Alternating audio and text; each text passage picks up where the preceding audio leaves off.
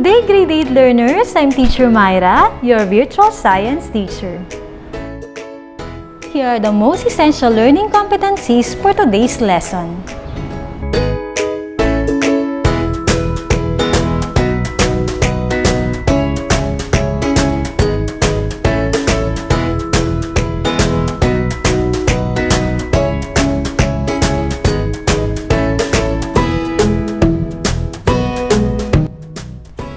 Let us first look back on the development of periodic table. In 1789, Antoine Lavoisier grouped 33 elements based on their properties into gases, nonmetals, and metals. He also classified elements into 4 groups, which includes heat and light as elements. In 1829, Johann Wolfgang Dobereiner classified and organized elements into groups of 3, which he called triads. Looking at the triads, he had seen pattern that the middle element is approximately the mean of the atomic masses of the 2 other elements. John Newlands, a British chemist, formulated the law of octaves. He noted that there was a repetition in every 8th element when atoms were arranged according to their atomic masses. Lothar Meyer, a German scientist, came up with a periodic table that showed how elements should be grouped. He arranged elements in increasing atomic mass while putting in groups those with similar properties. He suggested that there is a periodic relationship for elements based on their atomic mass. Dmitry Ivanovich Mendeleev, known to be the father of modern periodic table, grouped elements in increasing atomic mass. He also predicted the existence of elements which are yet to be discovered and later were found to be correct.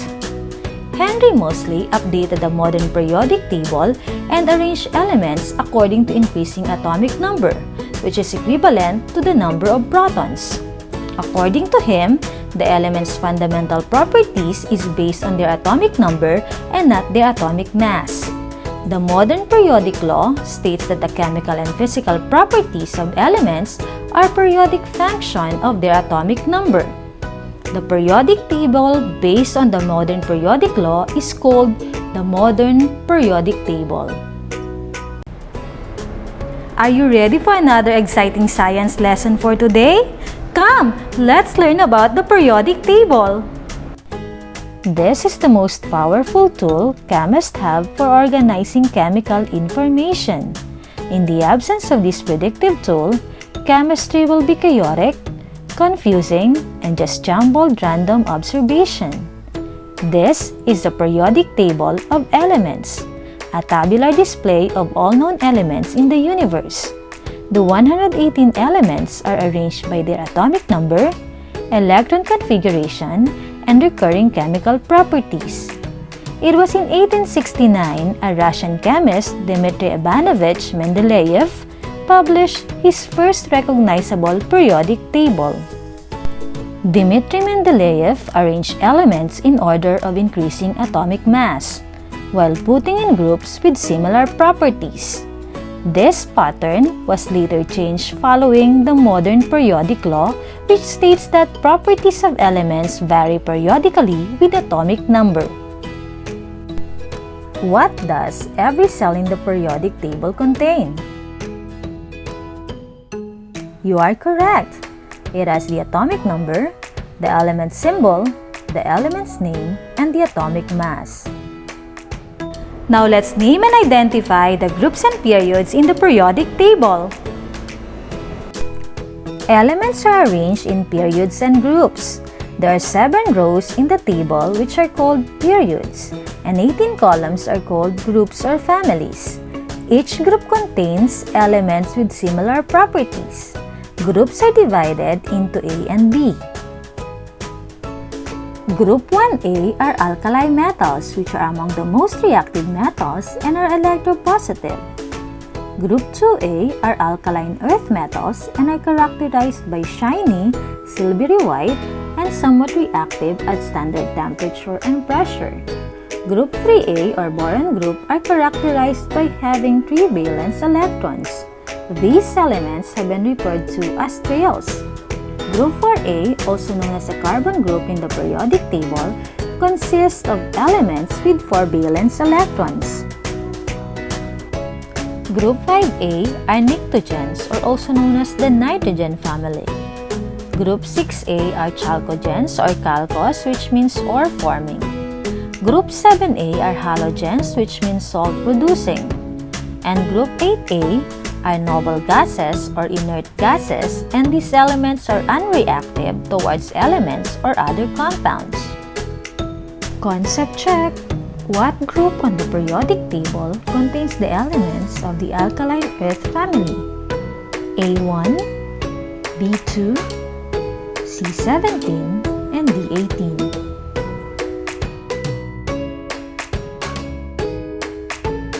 What do you call this group of elements?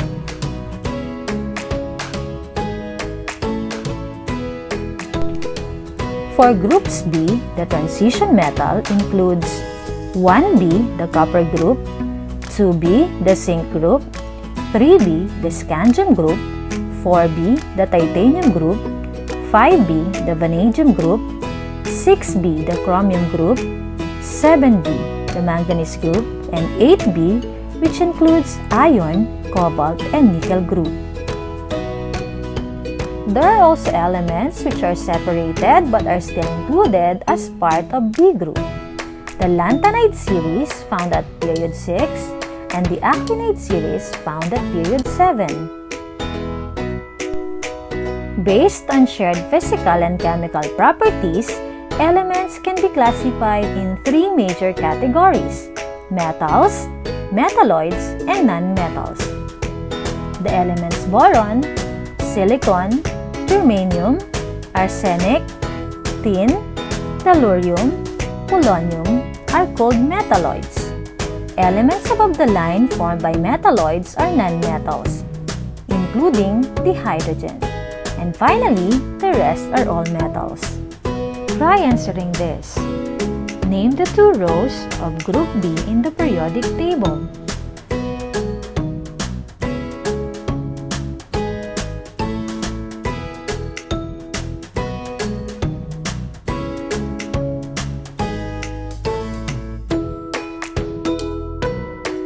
What are the 3 classifications of elements in the periodic table?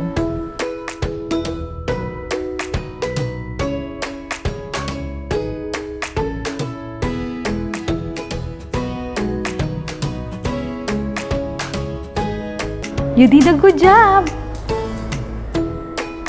This time, let's talk about the trends in periodic table. Periodic trends are specific patterns in the properties of elements that can be observed in the periodic table.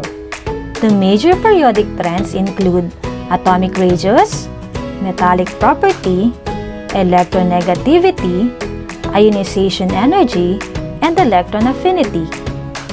Let us begin with atomic radius. The atomic radius of a chemical element is a measure of the size of its atom. We can get the radius by placing 2 atoms of an element side by side. Then we get the distance between the 2 nuclei of the 2 atoms. We can now determine the diameter. In order to get the atomic radius, we divide it by 2. So we have now the radius of a specific atom. The atomic radius of atoms generally increases from top to bottom within a group and decreases from left to right across a period. Next is the metallic property. It pertains to the level of reactivity of metals when it loses an electron in a chemical reaction. Metals tend to lose electron when bonding or during chemical reaction with another atom. The most reactive metals can be found at the lowest left of periodic table. Metallic character increases down each group and decreases from left to right in each period. Next, among the periodic trends is the electronegativity. It measures the tendency of an atom to attract an electron, because atom needs a total of 8 valence electrons to follow the octet rule and be stable. Electronegativity increases as you go up and as you go right in the periodic table, but noble gases are excluded since they have the full set of 8 valence electrons. Ionization energy is the minimum amount of energy required to remove an electron from an atom. It is the opposite of electronegativity. Ionization energy decreases as we go down the group and increases from left to right in the periodic table. And finally, for electron affinity, it refers to the energy associated with the addition of an electron in an atom. It is the ability of an atom to accept electron. Electron affinity is more concerned with the amount of energy released and is more quantitative. It increases from left to right and down to top in the periodic table. Let's try answering this. Which has bigger atomic radius between sodium and potassium? In order to answer this, we first locate the elements in the periodic table. Remember that the atomic radius increases as you go down and left on the periodic table. Next, draw an imaginary dot at the bottom of the left corner. Then, determine which element is closer. Notice that the element potassium is closer, which means it has a bigger atomic radius. Let's try another problem. Between chlorine and iodine, which has a higher electron affinity?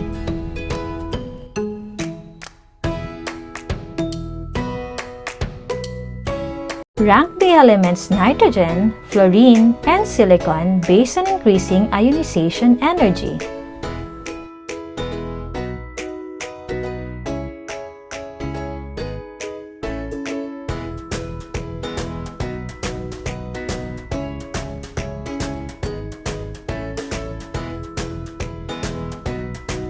You did a good job! To sum up our discussion, here are some important concepts that you need to remember.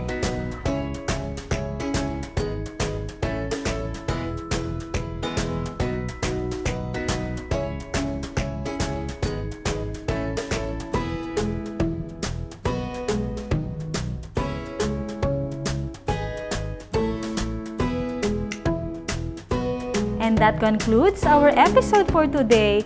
I am Teacher Maira. Always remember, learning science is easy and fun. See you again next time. Bye!